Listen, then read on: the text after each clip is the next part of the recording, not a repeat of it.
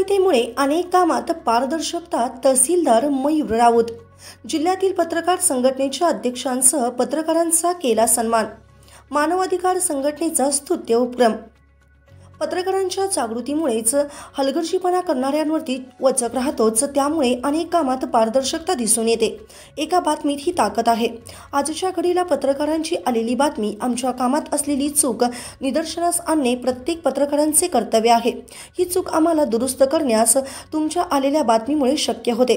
तेव्हा प्रत्येक पत्रकारांनी जागृतपणे आपली मते लेखणीच्या माध्यमातून मांडण्यास कुठेही कमी पडू नये, असे प्रतिपादन दिग्रस तहसीलदार मयूर राऊत यांनी व्यक्त केले। दर्पणकार बाळशास्त्री जांभेकर यांच्या जयंतीचे औचित्य साधून 6 जानेवारी हा दिवस पत्रकारिता दिन म्हणून साजरा केला जातो। त्याचेच औचित्य साधून 22 जानेवारीला मानवाधिकार पत्रकार संघटनेच्या वतीने जिल्ह्यातील पत्रकार संघटनेच्या अध्यक्षांसह पत्रकारांचा जाहीर सत्कार दिग्रस येथील आयुष्मान मंगल कार्यालयात मोठ्या थाटात संपन्न झाला। त्याप्रसंगी उपस्थितांना संबोधित करताना ते बोलत होते। या कार्यक्रमाचे उद्घाटक तहसीलदार मयूर राऊत हे होते, तर अध्यक्षस्थानी शिक्षण महर्षी तथा माजी नगराध्यक्ष विजयकुमार बंग तसेच प्रमुख पाहुणे श्री घंटीबाबा संस्थेचे अध्यक्ष डॉक्टर प्रदीप मेहता, टायपिंग संघटनेचे जिल्हाध्यक्ष यशवंतराव सुर्वे पाटील तसेच युवा ग्रामीण पत्रकार संघटनेचे जिल्हाध्यक्ष लक्ष्मण टेकाळे, भाजपा अल्पसंख्याक आघाडीचे अध्यक्ष आतिक मौलाना तसेच तालुका वकील संघाचे अध्यक्ष ॲडव्होकेट इरफान नौरंगाबादे व वंचित बहुजन आघाडीचे जिल्हा कार्यकारिणी सदस्य संजय मुजमुले व मानवाधिकार पत्रकार संघटनेचे तालुकाध्यक्ष अजित महेंद्रे पाटील आदी उपस्थित होते। या कार्यक्रमाची सुरुवात मान्यवरांच्या हस्ते प्रतिमेचे दीपप्रज्वलन व पूजन करून करण्यात आले। यावेळी मान्यवरांच्या हस्ते जिल्ह्यातील पत्रकार अध्यक्षांसह उपस्थित पत्रकारांचा सत्कार करण्यात आला। या कार्यक्रमाचे सूत्रसंचालन कार्याध्यक्ष जितेन बुरकुंडे तसेच प्रास्ताविक तालुकाध्यक्ष अजित महेंद्रे पाटील तर आभार संघटक किशोर कांबळे यांनी मानले। या कार्यक्रमाच्या यशस्वीतेसाठी अजित महेंद्रे, अशोक जाधव, किशोर कांबळे, जितेन बुरकुंडे, सिद्धार्थ जमदडे, अरुण इंगोले, अविनाश इंगोले, शकील सदाशिव कांबळे, रामदास पद्मावार, अभय इंगळे तसेच जुबेर खान, अमीन कलरवाले, लुकमान खान, पुरुषोत्तम कुडवे, धर्मराज गायकवाड, प्रशांत झोळ, साजिद पतलेवाले तसेच ज्ञानराज ढोरे, सुरेश चिरडे, अफजल खान, प्रकाश सातघरे, जय राठोड, प्रफुल्ल व्यवहारे, कपिल इंगोले तसेच आकाश काशीकर सह जिल्ह्यातील मोठ्या संख्येने पत्रकार बांधव उपस्थित होते। इंडिया न्यूज R7 साठी प्रतिनिधी दिग्रस किशोर कांबळे।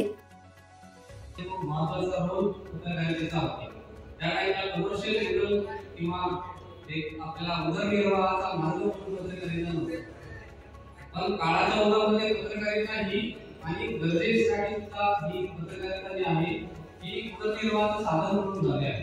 त्यामध्ये काही वाईट आहे की बरोबर म्हणजे त्यामध्ये असं म्हणणं आहे की उदरनिर्वाहाच्या साधनाबरोबरच मूळ पत्रकारितेचा आपला उद्देश काय आहे, तर समाजाचा किंवा प्रशासनाचा आरसा बनून राहणे। समाजाचं काही चुकलं असेल तर आरशातून त्यांना ते दाखवणे, तसंच प्रशासनावर काही चुकलं असेल तर ते आरशा रूपाने ते दाखवले की तुमचं इथं चुकलेलं आहे। या गोष्टी करणं सगळ्यात मोठं काम जे पत्रकारिता करते, म्हणूनच पत्रकारितेला आपल्या लोकशाहीचा चौथा स्तंभ बनलेला आहे आणि तो महत्त्वाचा स्तंभ आहे असं मी मानतो। पत्रकारितेबद्दल जनरली अधिकाऱ्यांचे जे समस्या असतात किंवा चांगल्या अधिकाऱ्यांना पत्रकार चांगल्या पत्रकाराकडे जितक्या आदराने बघितलं जातं, हे चांगल्या अधिकारी जितक्या तिरस्काराने खोटे पत्रकार असतात त्यांच्याकडे बघतात।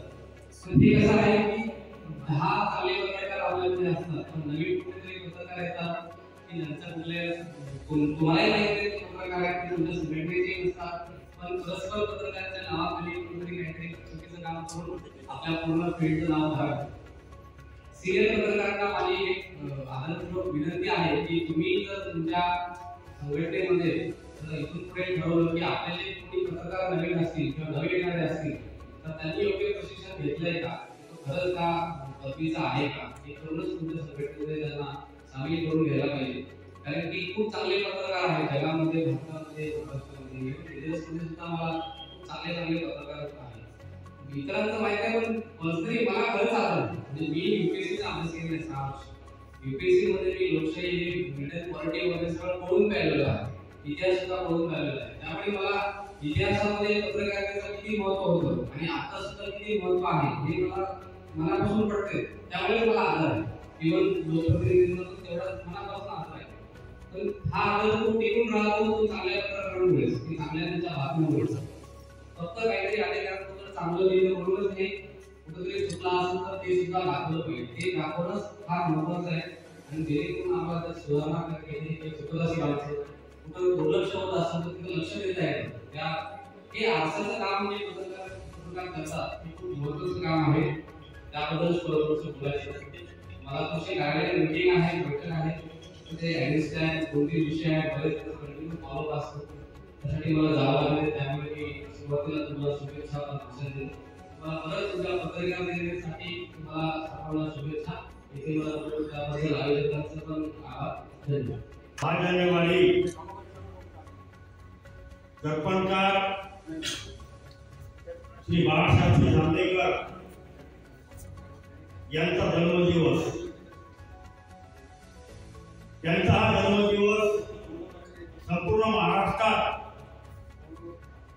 पत्रकार दिवस म्हणून साजरा केला जातो. आणि या पत्रकार दिनाचं औचित्य साधून मानवतावादी पत्रकार संघटना दिग्रजच्या वतीनं, मानवाधिकार पत्रकार संघटना दिग्रजच्या वतीनं आज या सभागृहात पत्रकार दिनानिमित्त यवतमाळ जिल्ह्यातील विविध पत्रकार संघटनांचे अध्यक्ष यांचं एक मंथन शिबिर व या अध्यक्षांचा सत्कार इथं आयोजित केला आहे. 6 जानेवारीचे औचित्य साधून पत्रकार दर्पणकार बाळशास्त्री जांभेकर यांचा 22 जानेवारी रोजी कार्यक्रम आपण संपन्न करीत आहोत. 6 जानेवारी 1832 रोजी दर्पण हे वृत्तपत्र त्यांनी सुरू केले. यावर्षी त्यांना 193 वर्ष जवळपास पूर्ण होत आहे. जांभेकर यांच्या स्मरणार्थ दरवर्षी 6 जानेवारी हा दिवस मोठ्या उत्साहात महाराष्ट्र राज्यभर साजरा केला.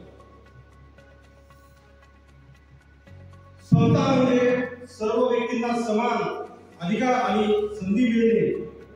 समता म्हणजे एकसारखेपणा आणि समानता आज राहिलेली नाही आहे.